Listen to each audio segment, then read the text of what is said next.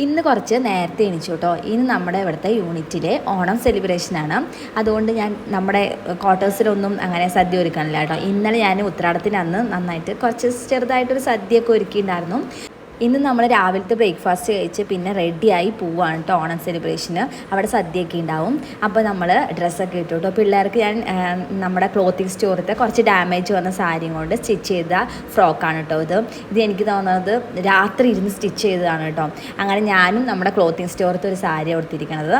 അപ്പോൾ അതൊക്കെ ഇട്ട് നമ്മളൊന്ന് റെഡി ആയി കഴിഞ്ഞാൽ നമ്മൾ കുറച്ച് വീഡിയോസൊക്കെ ഇങ്ങനെ എടുക്കും. ഫോട്ടോ എടുക്കാനുള്ള സമയം കിട്ടിയില്ല കേട്ടോ. എന്നിട്ട് ഞാൻ ഓണം സെലിബ്രേഷൻ കഴിഞ്ഞ് പോയി വന്നിട്ടാണ് ഒരു ഫോട്ടോ എടുത്തത്. കാരണം അപ്പോഴേക്കിനും ബസ് വന്നു കേട്ടോ. അങ്ങനെ നമ്മൾ അവിടെ എത്തിയിട്ടോ. അങ്ങനെ അവിടെ കുറച്ച് ഡെക്കറേഷനും പിന്നെ ഇതുപോലെ സദ്യ എന്നൊക്കെ എഴുതിയിട്ട് എന്തൊക്കെ വിഭവങ്ങളുണ്ടോ അതിൻ്റെ പേരും പിക്കൊക്കെ ഉണ്ടാവും കേട്ടോ. അങ്ങനെ അതൊക്കെ കുറച്ച് നമ്മുടെ ഓണം മലയാളികളുടെ ചെറിയ ഡാൻസും പാട്ടും അങ്ങനെയൊക്കെ കുറച്ചുണ്ടായിരുന്നു കേട്ടോ.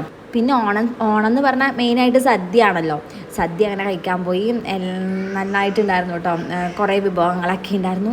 വിഭവസമൃദ്ധമായ സദ്യയാണ്, അങ്ങനെയല്ലേ പറയുക. അങ്ങനെ ചോറൊക്കെ ഉണ്ട്. നമ്മൾ കുറച്ച് നേരം അവിടെയൊക്കെ ഇരുന്ന് നമ്മൾ തിരിച്ച് വീടെത്തി കുറച്ച് നേരം കിടന്നുറങ്ങിയിട്ടോ. നമ്മൾ ആ സദ്യ കൊണ്ട് ഒരു ഇത് തീർക്കാൻ വേണ്ടിയിട്ട് അവിടെ കിടന്നുറങ്ങി. വൈകുന്നേരം ആയപ്പോൾ ഉമേഷാണെന്ന് വിളക്ക് വെച്ചത്. ഉമേഷിന് എന്താ പറ്റിയത്, തിരുവോണ ദിവസം എന്തോ പറ്റിയിട്ടുണ്ട് കേട്ടോ. പിന്നെ നമ്മളൊരു 9:30 ആയപ്പോൾ വിശക്കണു. വീട്ടിലൊന്നുമില്ലല്ലോ, പഴംപൊരിയൊക്കെ ഉണ്ടാക്കി കഴിച്ചു. അപ്പോൾ ശരി,